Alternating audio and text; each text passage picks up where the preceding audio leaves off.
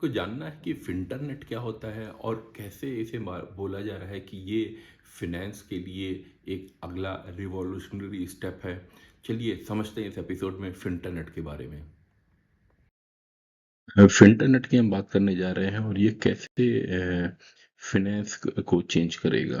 तो पहले समझ लेते हैं व्हाट इज़ फ़िल्टरनेट। फ़िल्टरनेट एक global open financial system internet की तरह है। मतलब हम सोच सकते हैं इंटरनेट में क्या है कि जितनी मशीन्स है across the world they have been connected और उनके बीच में एक प्रोटोकॉल है कि कैसे डेटा एक मशीन से दूसरे मशीन पे ट्रांसफ़र होगा। तो वो डेटा चाहे एक इमेज हो, वीडियो हो, टेक्स्ट हो, मेल हो, कुछ भी हो। तो इंटरनेट वही है कि जो various machine across the world have been connected और वो समझती हैं कि कैसे एक डिवाइस से एक मशीन से डेटा कैसे ट्रांसफ़र होगा। और वो जो डिवाइस है वो कुछ भी हो सकती है विच कैन बी एक कंप्यूटर का बॉक्स हो सकता है या आपका लैपटॉप जो है वो हो सकता है, कुछ एप्पल वॉच हो सकती है, फ़ोन हो सकता है। बट मेनली वो डेटा ट्रांसफ़र हो रहा है from one machine to another machine. तो दैट इज़ इंटरनेट। तो उसी टाइप से कहीं हम सोचते हैं कि जितने भी फाइनेंशियल रिलेटेड एंटिटीज़ हैं, B it banking, lending, insurance, investment, land, जितनी भी एसेट क्लासेस हैं कहीं वो एक दूसरे के साथ कनेक्ट कर दिए जाएं और जो कि एक प्रॉपर प्रोटोकॉल के साथ उसके साथ बात कर सकें। और उसके लिए चाहे एक कुछ हम सोच सकते हैं टोकन कुछ आ जाए, उन टोकन के थ्रू हम किसी भी जितने भी ये एसेट क्लासेस हैं उनके अंदर हम ट्रांजैक्शन कर सकते हैं। तो फिंटरनेट जो है वो ब्लॉकचेन, स्मार्ट कॉन्ट्रैक्ट और टोकनाइजेशन के थ्रू बना है। तो एग्जाम्पल से कहीं समझे तो मतलब it's like tokenisation of real world asset, चाहे वो लैंड हो, गोल्ड हो, शेयर हो, उसको टोकनाइज कर दिया गया है। अभी क्या है कि आप जब एक लैंड खरीदते हैं तो आपको एक पूरा प्लॉट खरीदना होता है या आप कुछ कोलेट्रल के लिए भी रख रहे हैं तो आपको पूरा प्लॉट रखना होता है। उसकी जगह कहीं हम सोचें कि उसके कई जो टोकन्स हैं उस लैंड को डिवाइड कर दिया गया है और उससे कुछ 100 टोकन्स आ गए हैं। उस 100 टोकन्स में से आपने कुछ 25 टोकन्स से उसे रखकर आपने एज ए कोलेक्टर कुछ लोन ले लिया, बाकी कुछ 25 से आपने कुछ गोल्ड के टोकन ले लिए, बाकी सबसे कुछ शेयर ले लिया। और फिर और बाकियों को आप अपने पास रखे हुए हैं या बाद में उसको देकर कोई और भी चीज जैसे आपको कुछ घड़ी खरीदनी है या घर का खाना खरीदना है खरीद सकते हैं।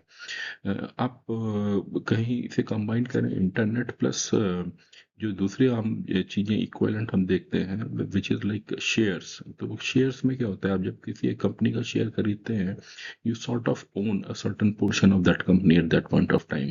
थोड़ा सा उस कंपनी के अंदर आपकी ओनरशिप हो जाती है और कहीं कंपनी अच्छा परफॉर्म करेगी तो वो शेयर ऊपर जाएगा, उसमें वो कुछ डिविडेंड देगी तो आपको मिलेगा। या फिर आप उस कंपनी का शेयर बेचकर दूसरे या किसी कंपनी का शेयर ले सकते हैं।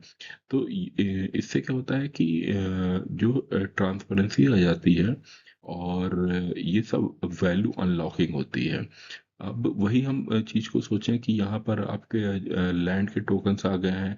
उस लैंड के टोकन से आपने किसी एक कंपनी का शेयर लिया और बाद में उस कंपनी का शेयर बेच के दूसरी कंपनी का शेयर ले लिया, या फिर अभी दूसरी कंपनी का शेयर बेच के वापस से किसी और लैंड का टोकन ले लिया जो आपको लग रहा है कि वो अप्रिशिएट करेगी या जो कुछ भी रीज़न है। तो इंटर ऑपरेबिलिटी ये बड़ी इंपॉर्टेंट चीज़ हो जाती है क्योंकि अभी ये चीज़ें इंटर ऑपरेबल नहीं है। कंपनी के शेयर जब आप लेते हैं तो लेट्स से आप इंडिया के स्टॉक एक्सचेंज में आपने एक एक्सचेंज से खरीदा दूसरे एक्सचेंज पे भी बेच सकते हैं। और कोई एक कंपनी का शेयर खरीदा उसे बेच कर दूसरी कंपनी का भी ले लिया। तो वहाँ पर है, पर अभी across the various asset classes which can be मतलब लैंड, गोल्ड, शेयर्स या इंश्योरेंस, ये सब चीज़ों में आप अभी ऐसी इंटर ऑपरेबिलिटी नहीं है। कहीं यही चीज़ें इंटर ऑपरेबल हो जाए, मतलब एक को खरीद के दूसरे को एक को बेच के दूसरे को खरीद लें तो वो चीज़ें बहुत ही ईजी हो जाएंगी। मतलब दो these things are possible today but उसमें काफ़ी स्टेप्स लेने पड़ते हैं। तो you can think of it like that act as a friction.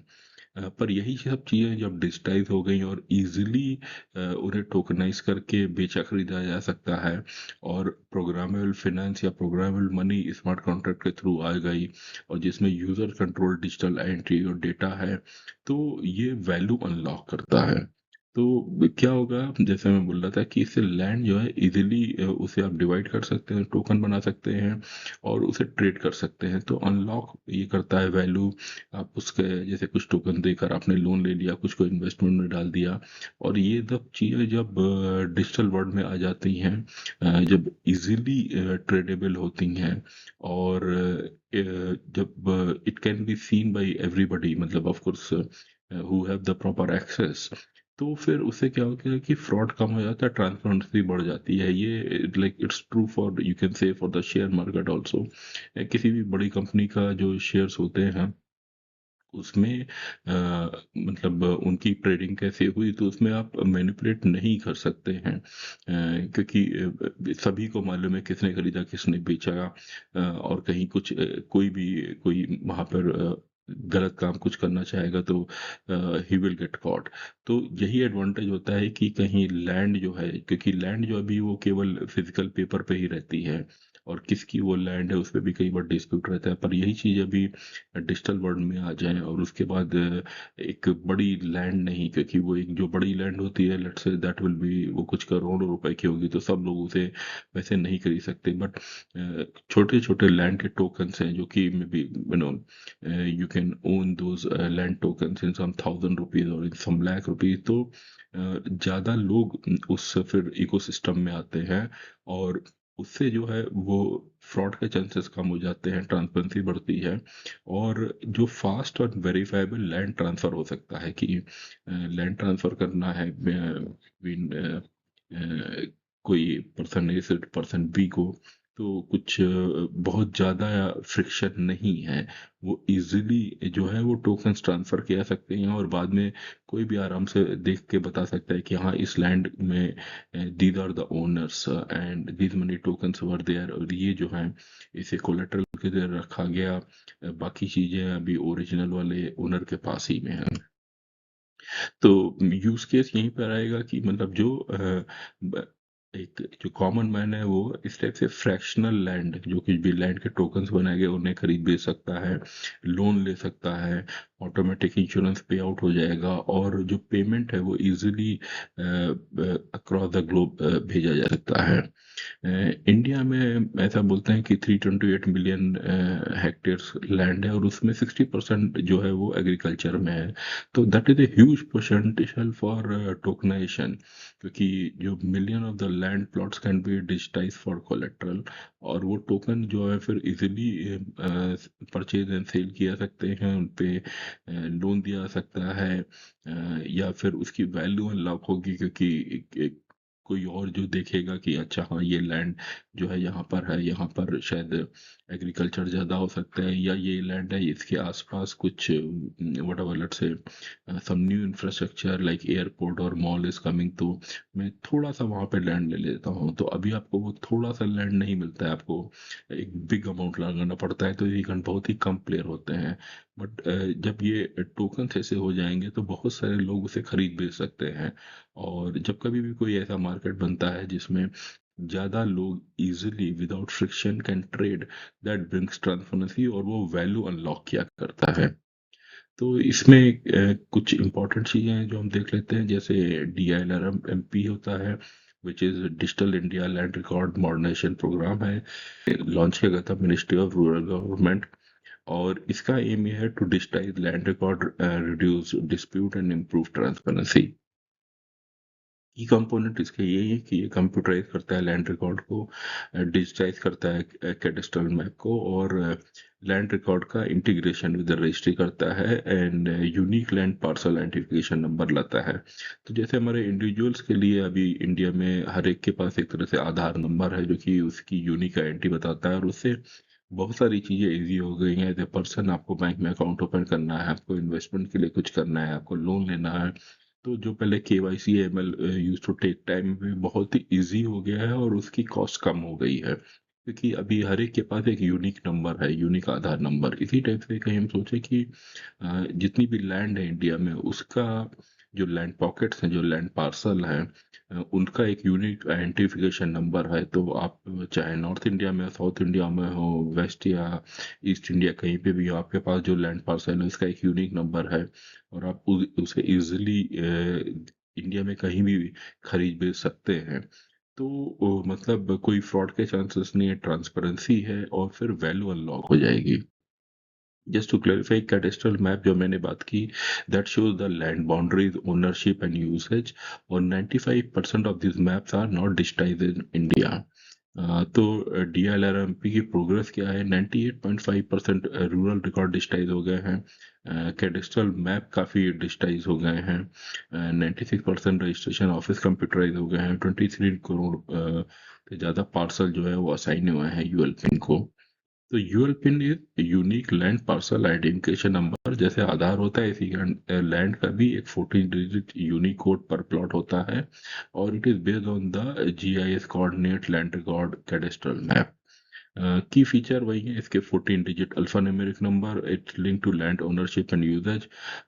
इससे इंश्योर होगा रियल टाइम लैंड वेरिफिकेशन। मतलब आपने यूनिक नंबर दिया, वो एक किसी सिस्टम में है, जो सिस्टम पूरे सभी लैंड को और सभी एसेट क्लासेस को लिंक कर रहा है। आपके पास एक यूनिक नंबर है तो उसे तुरंत पता लग जाएगा इसका ओनर कौन है, और क्या ये लैंड जो है, जो कुछ भी यूरोपियन के अंदर जो लैंड पार्सल है, वो क्या कहीं कोलेटरल पे रखा गया है कि अभी no, it's like with the owner only, और inter with the Aadhaar, PAN and Bhumi record.